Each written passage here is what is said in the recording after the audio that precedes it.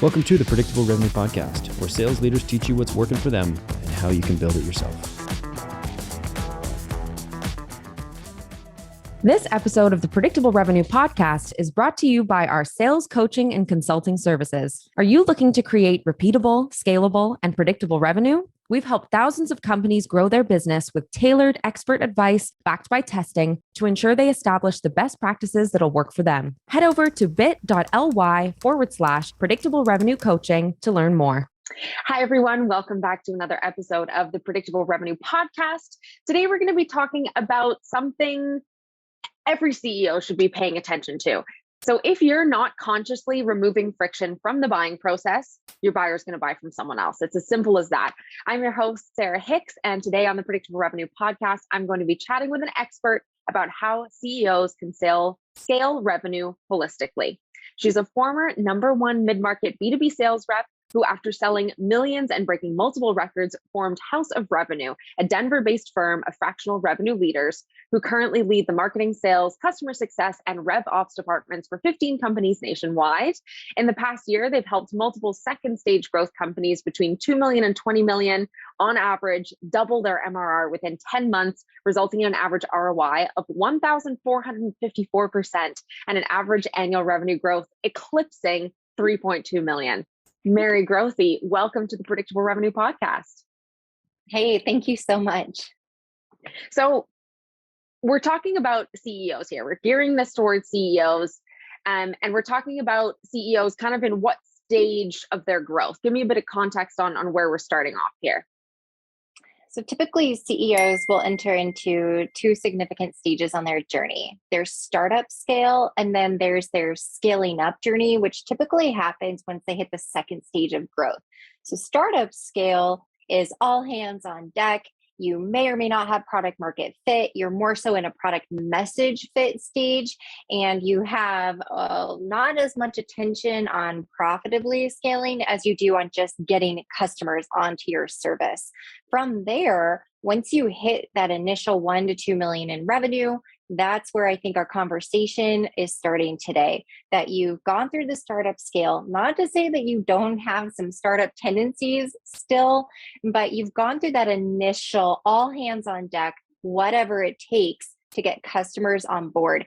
Once you get to 1 to 2 million, sometimes 3 million in revenue, you'll start to notice that what got you to that point isn't necessarily what's going to get you to the next level. You'll notice good data points that you'll have that you can go back, analyze from your existing customers. You can look at buy cycles, you can look at retention, you can look at what they're purchasing, how long they've been on the service, you can do surveys. So you're much more educated on who that ideal customer is, but you may notice that the infrastructure or lack thereof, systems or processes that you built or you didn't in the startup scale may not be what you need to get through that next stage. So that's the CEO that we're going to be talking about today. Amazing. And we're going to walk them through how to get through that the second phase of growth, how to scale there in a sustainable way. So let's dive right into that. So walk me from kind of the beginning of this second stage of growth here. How can CEOs set everything up from the beginning to scale? Mm-hmm. So initially, I'm a founder and a scaling CEO. So I want to say that because I come from a place of pure empathy and experience. We've gone from 0 to, we'll close out this year at about 3.6 million in 4 years, but we're at a run rate of closer to about 4.5 million. And so there's, just for perspective, is why I'm sharing that, so people can hear some stories from our journey and then also from other companies that we have worked with.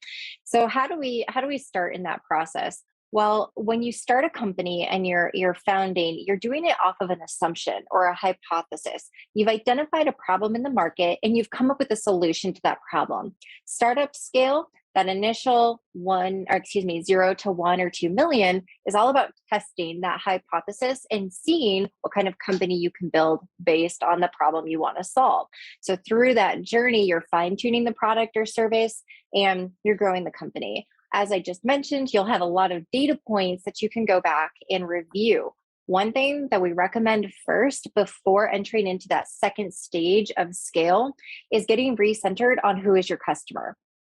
Oftentimes, what we'll find is that if a CEO continues down the same path without iterating and realigning with the type of buyer that they want more of, they'll continue to get more of maybe what they don't want. So let me make that a little bit more specific. Let's say there's a tech product and you're able to sell this to SMB as well as mid-market, and then you have a couple of larger companies. Well, the CEO may say, as we continue to grow, I'm going to have a small market team, a mid-market team, and enterprise because we have customers across all three of those segments. So I want to grow them all. Okay. But what if a new competitor in the market was built specifically for enterprise that solves your exact same problem and they just raised 17 million? And they're going to leapfrog in the market. And so it's a complete uphill battle. And if you had done a competitive analysis and looked at where you are, and then also maybe you ran an internal report and looked at the numbers. Maybe you're completely upside down and not profitable on those enterprise accounts. Maybe you didn't take into consideration that the skill set and knowledge of your customer success team or implementation team to work on those enterprise accounts is actually a hefty requirement that you are not fulfilling today. So in order to scale in the enterprise, the cash outlay is actually significant. And so it's not equal parts. Let's equally grow in SMB, mid-market, and enterprise. And so what we want to look at, number one, is the go-to-market strategy. And we want to understand how the brand is performing and how the brand is perceived by the market. So step one is to understand who's the customer. We love doing voice of the customer surveys. This is a great exercise anybody can implement, and you should get a good sampling of all the different types of companies that you serve. So you can see the variance from small to large or across different industries, or potentially if it's across different geographies. But interview these customers. Also look at the internal data. Talk to the success team, talk to the support team, and really identify who is the ideal customer. Meaning, if you just had to pick one, okay, maybe two, that you could build your whole client base off of, who would it be? And a lot of CEOs and founders need to go from this wide vision into a very focused vision. The get niche, get rich saying is very true. And if they can say, even though we serve about 10 different types of companies, we find that these two are the most profitable. They seem to be the ones who understand us the most. We have a shorter sales cycle on them and a higher average revenue per sale. Well, that sounds like a brilliant recipe for scaling. So voice of the customer, one. Two, review the data and fine tune and trim down the list. You should have one, maybe two ICPs out of the gate.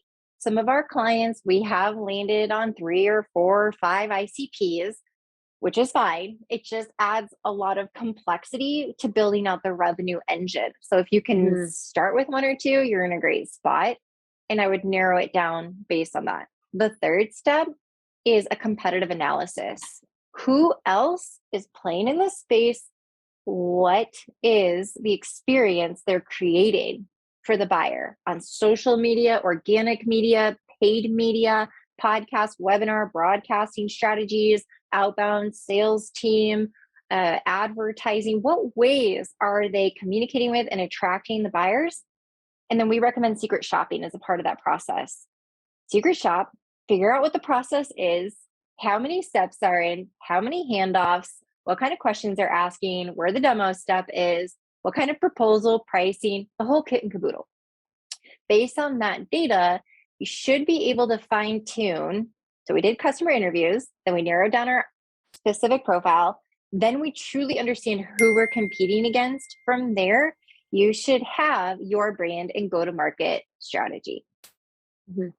Tell me some of the questions that you want to ask in the voice of the customer interviews to help you narrow down into that, more specific ideal customer. We like to ask questions both that are subjective and objective. And we want to make sure that we're understanding experience questions as well as data-driven questions. I love starting by asking, how did you find out about this company? And I also want to understand, what was the problem or challenge that you were facing that prompted you to engage with this company as part of your buying decision? We try to get as granular as possible with what their process was like, other competitors that they evaluated, but we really want to understand from a psychological standpoint, how this buyer went from their old way of doing things to identifying that they had a problem, that they were ready, willing, and able to invest in solving it, who they met with, who they met, what the process was, and then why they made the decision to work with that company. So that's number one that we want to uncover. Number two, we want to ask about their experience through implementation. What was it like working with sales, which is that front part, and then explain the experience with the handoff and onboarding as a customer. What worked really well? Where is there room for opportunity? What the company do right? Where is there room for improvement? From there, we want to talk about ongoing relationship, meaning how frequently they're using, if they could rate their level of adoption. But we want to get into some numbers. We want to hear claims and ROI statements of anything that they can do to show us, hey, we increased efficiency by 57%, or we reduced fill in the blank by X%, or we were able to save this amount of cost or dollars, or even if they can explain more in a scenario by using the software, we were able to reduce headcount, whatever it might be, or we entered a new market, or fill in the blank. But we're looking for those proof statements. One of my favorite questions, or a series of questions to dig into, is why they remain a customer. Because the competition's always knocking at the door. And if from an account management or customer success standpoint, if you're not intentionally and proactively working to retain your customer, your competition is. Your competition is knocking down their door and planting seeds and building a relationship to move them away from you. And if you're not engaged in a relationship with your customers, eventually that competitor is going to earn the relationship. And so I want to understand if the client or the company is doing a tremendous job retaining them, or if there's area for improvement. And then last but not least, just overall, if you could change anything about the product or service, the company, the people, what would it be and why? And just getting that really specific feedback is important. That makes sense.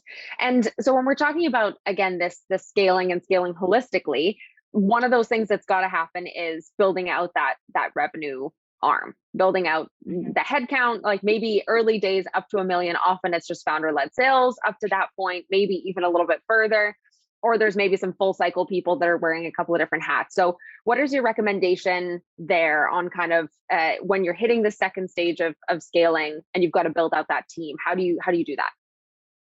So we believe that marketing and sales shouldn't be separated. There should be a single funnel. Automation is everybody's friend.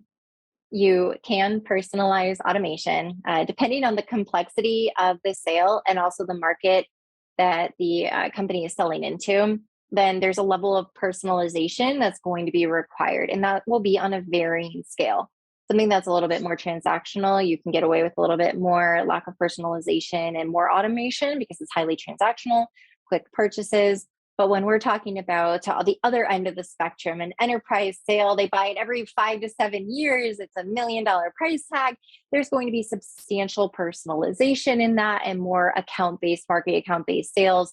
And so I'm going to speak more in general terms, just knowing that things would need to be fine-tuned based on what you're selling into which market. So how do you build that holistically? Well, automation is your friend, and marketing and sales should work together. You need to have both inbound and outbound working at the exact same time.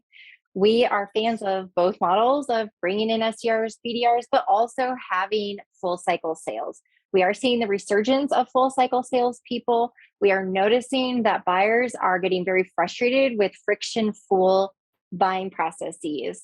And we're noticing that one of the pieces that creates that is this awkward handoff between person doing the outbound and then having to align calendars and do the handoff, and even getting a solutions engineer or that technical counterpart engaged. So how do we build the revenue team to set it for scale? One, you need to identify all the inbound tactics and get them running so that you have plentiful lead flow. There's 2 types of ways to get a lead.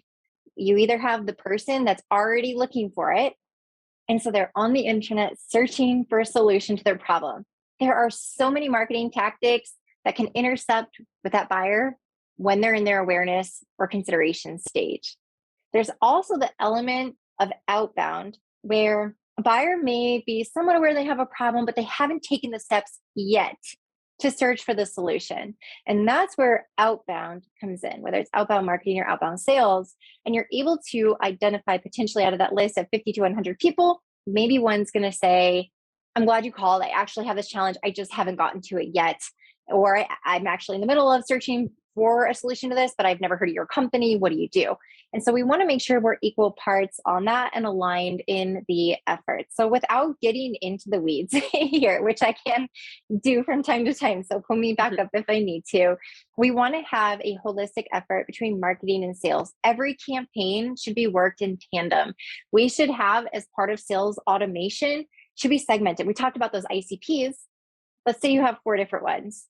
Well, within each ICP, you have different types of buyers.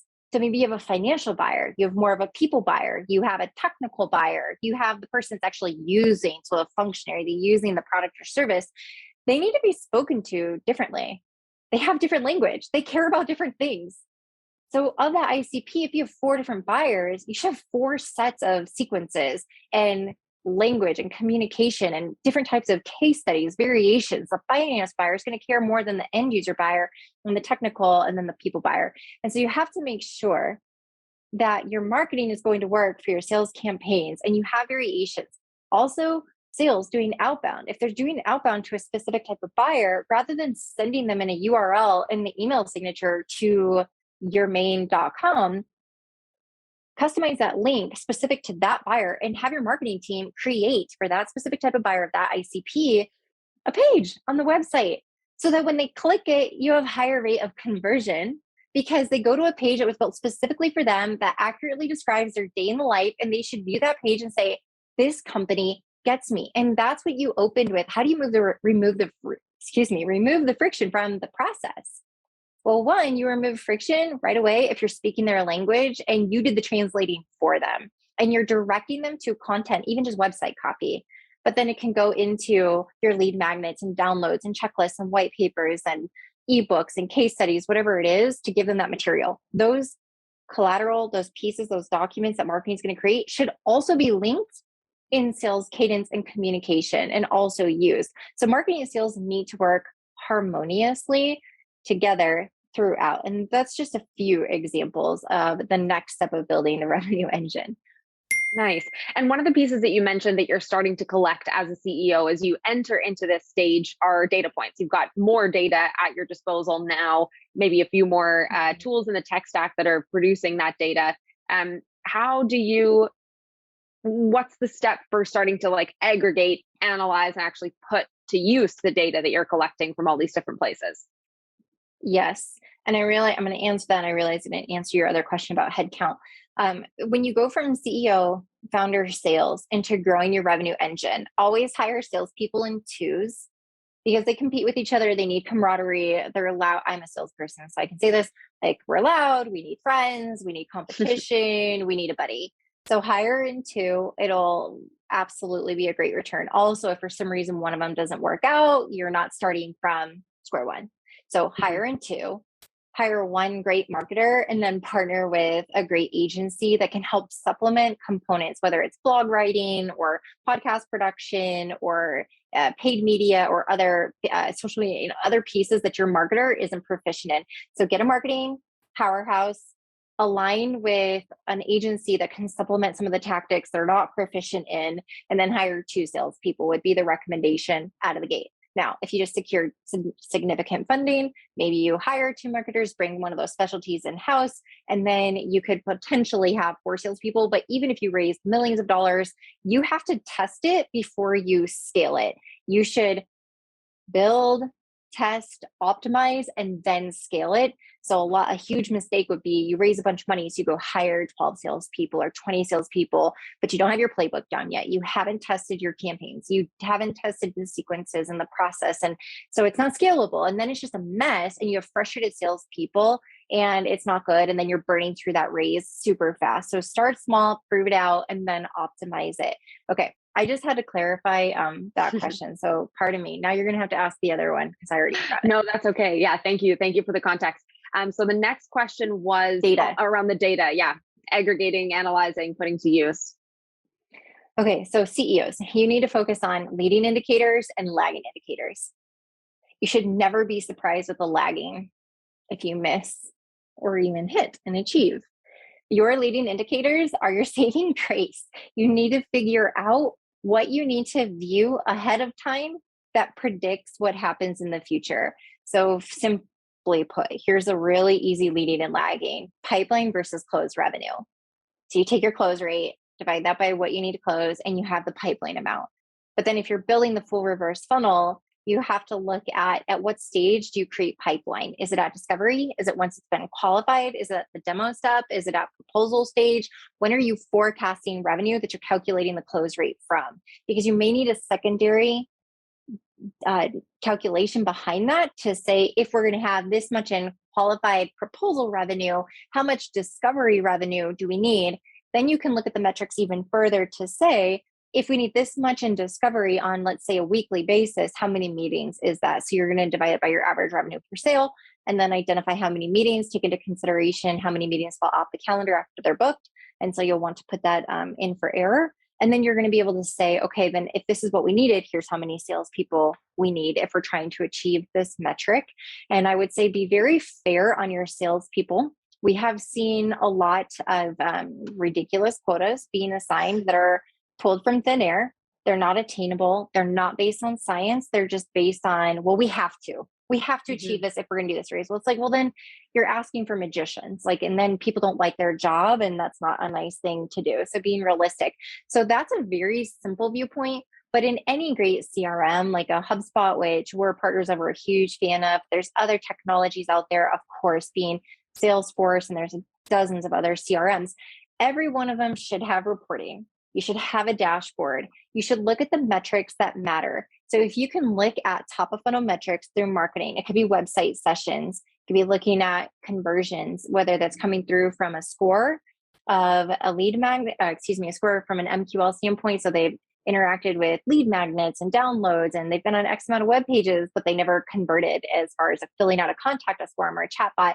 They could get a score, you can have contact, but you should look at those top of funnel metrics so that you know at the very, very, very top level, before it goes into a sales opportunity, that you have the traffic and the activity that you need at the top in order to convert. So those are important. It can get even more granular than that, looking at open rates, bounce rates, reply rates, click-through rates, engagement rates, campaigns, always keeping your eye on revenue attribution, which is just a fancy word for where's your leads or your activity coming from. And so you should be marking each campaign and saying, okay, when we ran this campaign, it converted in 7%. We got X amount in pipeline. Okay, but this campaign converted at 28%. Which one are we going to optimize? So as far as the CEO, data is your best friend. One of the ways that you can efficiently scale between that 2 and 20 million is by knowing your numbers. A lot of CEOs will come to us after they've tried multiple things to scale, and they will just have a blanket statement. We've spent thousands of dollars on marketing agencies, and then we spent thousands of dollars on an outsourced lead gen company, and we never saw anything for it. I'm like, you're not paying attention to the dollar or the numbers, and you're not hyper vigilant as far as where the investment is going in those granular pieces. So Sarah, to your point, the data is required. The CEOs, if it's not natural, you need to learn to love the data.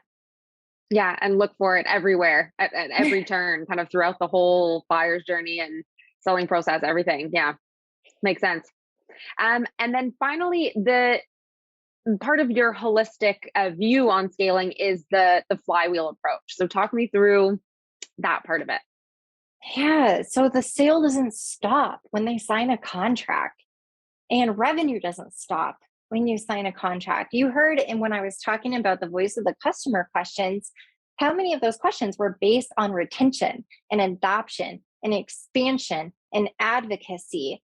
The customer success and account management team, however that is divided up, needs to be focused on the client experience and ensuring that those customers are being retained. Also, we're maximizing revenue opportunities. And the reason that HubSpot specifically uses that flywheel versus a funnel is to show that it's a continuous cycle, that it never just pops through the funnel and it's like, cool, we're done here. It's always in motion. I love seeing marketing engage with implementation. Marketing can create some of the best new client onboarding SOPs, materials They can also assist with building videos and how-tos. They can assist in building out a knowledge base and an FAQ for the client experience to help reduce the need for the customer success team or a tech support team, as an example, to be so hands-on and readily available. You can use automation like chatbots to be able to streamline and ticketing processes, to be able to, like HubSpot has a Kanban board to move tickets through the process. And it's, when you're looking at the client experience, and specifically with the Flywheel, nothing ever has a starting or end point. So the last part of it would be what we call the CSQL, or customer success qualified lead, because SQLs and MQLs, we've all heard that at this point. But what about the leads that are coming from customers? What are you doing to create customer incentive programs? Another area that marketing can assist, sales can assist. And we build a lot of STAR programs that STAR or SOAR, depending on the kind of company that it is, with service opportunities for accelerating revenue, where we're having, and if it's a tech sales service, technicians that optimizing revenue. So we have ways that we're accelerating revenue, but we have ways that we can build these programs for those that are working post sales to be in conversation and always growing and augmenting revenue. So the flywheel never ends, but generating new leads from the customer base is where a lot of money is left on the table with companies. They don't have anything formal. In fact, they've adopted one of the worst practices, which is, hey, do you know anyone else that would benefit from using our service? So that the salesperson's asking, which is like, do not ask that question. Or they just have like this link in their email signature. We love your referrals. It's like, no one's going to click that. Like even my dentist has that on there. It's just so overdone. So what are you doing to create real incentive programs and training people up? And really, at the end of the day, if you just do a remarkable job, word of mouth is going to happen. But how do you capture that word of mouth? And where are you monitoring reviews and social media and doing social listening and engaging and opening up conversations and user groups and you name it? So there's just so much that happens in the world of customer success that seems to be very untapped for a lot of companies, and it's low-hanging fruit, especially for that company looking to scale revenue. Yeah, absolutely. That makes sense.